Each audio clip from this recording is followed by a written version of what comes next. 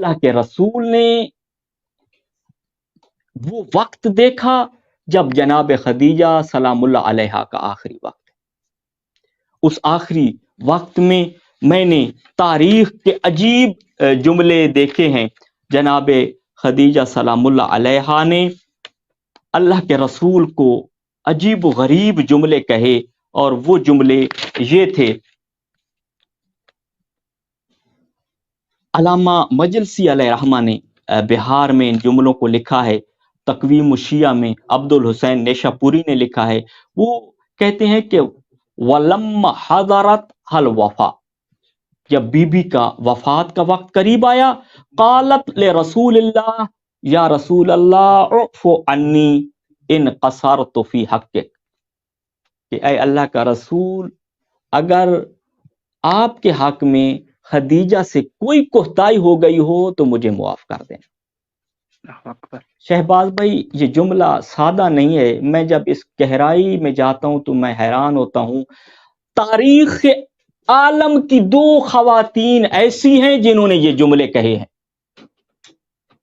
اور اتفاق ایسا ہے ان دونوں خواتین کا تعلق ایک گھرانے سے ہے۔ آج اللہ کے رسول کو جناب خدیجہ سلام اللہ علیہا کہہ رہی ہیں، اللہ کا رسول، مجھ سے آپ کے حق میں کوتاہی ہو گئی ہو تو مجھے معاف کر دینا۔ اور ایک وقت ایسا تھا جناب خدیجہ سلام اللہ علیہا کی بیٹی جناب فاطمہ زہرا سلام اللہ علیہا امیر المومنین کو ارشاد فرما رہی ہیں، یا علی، اگر مجھ سے کوئی غلطی ہو گئی ہو تو مجھے معاف کر دینا۔ یہ بیٹی میں ماں کی سیرت کا عکس تھا۔ اور پھر اللہ کے رسول نے فرمایا، ہاشا ما رأیت منک الا خیرا، اے خدیجہ، میں نے تو فقط آپ سے خیر اور اچھائی کو دیکھا ہے۔ آپ نے مشکلات کو برداشت کیا ہے، آپ نے سارے کا سارا مال اللہ کی راہ میں قربان کر دیا ہے۔ جب اللہ کے رسول نے یہ جملے بیان فرمائے تو اس وقت بی بی نے ایک جملہ ارشاد فرمایا، کہا، یا رسول اللہ، اوسی کا بہذہ، مورخین نے لکھا، اشارہ کیا بی بی نے جناب زہرا سلام اللہ علیہا کو، جو اس وقت ماں کے قریب کھڑی تھی، کہا، یا رسول اللہ، میں تمہیں اس معصومہ کی وصیت کرتی ہوں۔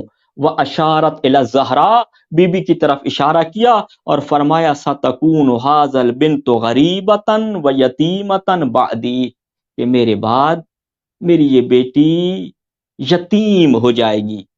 یا رسول اللہ، لا تؤذیها امرأة من قریش، قریش کی کوئی عورت میری بیٹی کو اذیت نہ دے۔ ولا يرفعن احد صوته في وجهها، اور کوئی میری زہرا کے سامنے اونچی آواز نہ کرے، اونچی آواز سے نہ بولے۔ اور اللہ جانے جناب خدیجہ سلام اللہ علیہا نے کیا منظر دیکھا۔ اگلا جملہ انتہائی پردرد کہا، ولا یضربها احد علی وجہها، اے رسول اللہ، میری زہرا کو چہرے پہ کوئی نہ مارے۔ بی بی نے یہ جملے کہے، کوئی بھی میری زہرا کو چہرے پہ نہ مارے۔ میں سوال کرتا ہوں، یا رسول اللہ، جناب خدیجہ نے یہی وصیت کی تھی نا، میری زہرا کو چہرے پہ نہ مارے۔ کیا جناب خدیجہ کی یہ وصیت پوری ہوئی؟ اس پہ عمل ہوا؟ اللہ اکبر، اللہ اکبر۔ تاریخ نے پردرد جواب دیا ہے اس کے بارے میں۔ اور پھر وہ بی بی جس نے اپنی ساری دولت اسلام پہ قربان کر دی، اللہ کے رسول کو دے دی، اب ایک جملہ کہا، یا رسول اللہ، اب میں جو جملے کہنا چاہتی ہوں وہ ہیں آپ سے متعلق، لیکن آپ سے کہتے ہوئے مجھے حیا آتی ہے، آپ باہر چلے جائیں، میں یہ جملے اپنی بیٹی کو کہتی ہوں، وہ یہ جملے آپ کو تک پہنچائے گی۔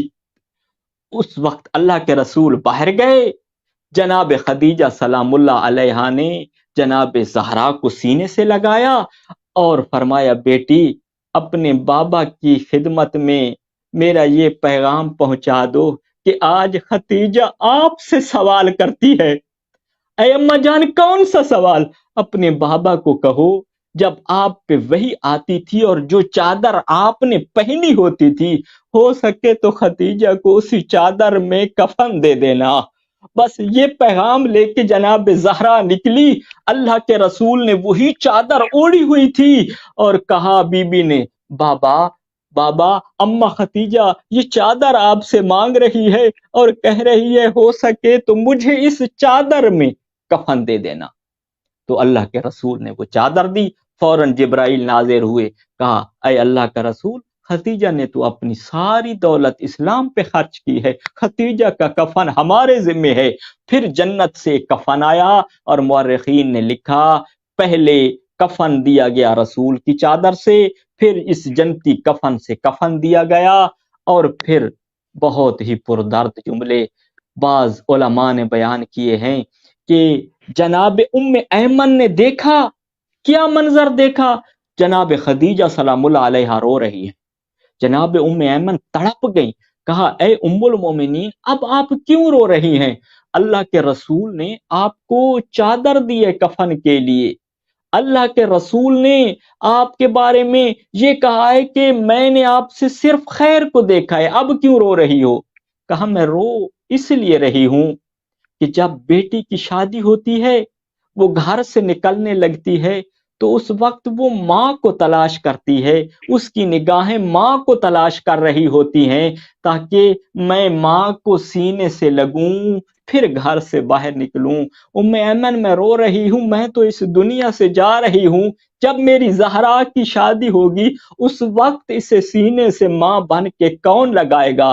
تو اس وقت جناب ام ایمن نے کہا اے بی بی اگر میں زندہ رہی تو میں ماں بن کے جناب زہرا کو سینے سے لگاؤں گی۔ تو اس وقت یوں ہاتھوں کو جناب خدیجہ سلام اللہ علیہا نے بلند کیا، ام ایمن کے ہاتھ پہ رکھا، اس میں 2 بالیاں تھیں۔ کہا ام ایمن جب میری بیٹی گھر سے نکلنے لگے تو میری بیٹی کی کانوں میں یہ بالیاں اپنے ہاتھ سے ڈال دینا۔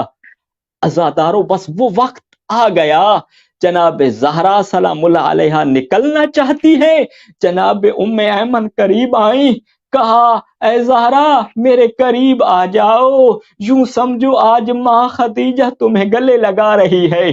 بی بی نے اپنے ہاتھوں سے جناب زہرا کو بالیاں پہنائیں اور کہا زہرا ان کو سنبھال کے رکھنا، یہ تمہاری ماں کی امانت ہے۔ بس جناب زہرا سلام اللہ علیہا نے یہ منظر دیکھا، جناب خدیجہ سلام اللہ علیہا کی وفات ہوتی ہے، اور وفات کے بعد اللہ کے رسول نے اس پورے سال کو جو سال بعد میں آیا عام الحزن قرار دیا۔ کیوں؟ یہ سوچنے کی بات ہے کہ 1 دن نہیں، 2 دن نہیں، 3 دن نہیں، پورے سال کو اللہ کے رسول نے عام الحزن قرار دیا۔ اس کی وجہ یہ تھی کہ چونکہ بی بی کے اور جناب ابو طالب علیہ السلام کے، جناب خدیجہ سلام اللہ علیہا کے، جناب ابو طالب علیہ السلام کے اللہ کے رسول پہ احسانات تھے۔ یہ اللہ کے رسول پہ احسانات نہیں تھے، اللہ کے دین پہ احسان تھا۔ ان 2 ہستیوں نے اتنا کچھ دین پہ قربان کیا کہ اب اللہ کا رسول یہ چاہتا تھا کہ زمانے کے ہر فرد کے اندر خدیجہ اور جناب ابو طالب کی معرفت راسخ ہو جائے۔ اس معرفت کو راسخ کرنے کے لیے اللہ کے رسول نے پورے سال کو عام الحزن قرار دیا، تاکہ جب پورا سال میں ہر لمحے جناب ابو طالب علیہ السلام کی قربانیوں کو، جناب خدیجہ سلام اللہ علیہا کی قربانیوں کو یاد کروں گا تو یہ چیز ان لوگوں کے ذہنوں میں راسخ ہو جائے گی، قیامت تک کے لوگوں تک یہ پیغام پہنچے گا، اور جناب خدیجہ سلام اللہ علیہا کی جو عظمت اور جناب ابو طالب کی عظمت لوگوں پر عیاں ہوتی رہے گی۔ عام الحزن کا مقصد یہ تھا، اللہ کا رسول زمانے والوں کو یہ باور کرانا چاہتا تھا کہ دیکھو یہ محسن اسلام ہے، ایک محسن اسلام ہے، ان کے احسانات کو سمجھو، اگر ان کے احسانات کو سمجھو گے تو تمہیں میری قدر کی معرفت حاصل ہوگی۔ سبحان اللہ۔ اللہم صلی علی محمد و آل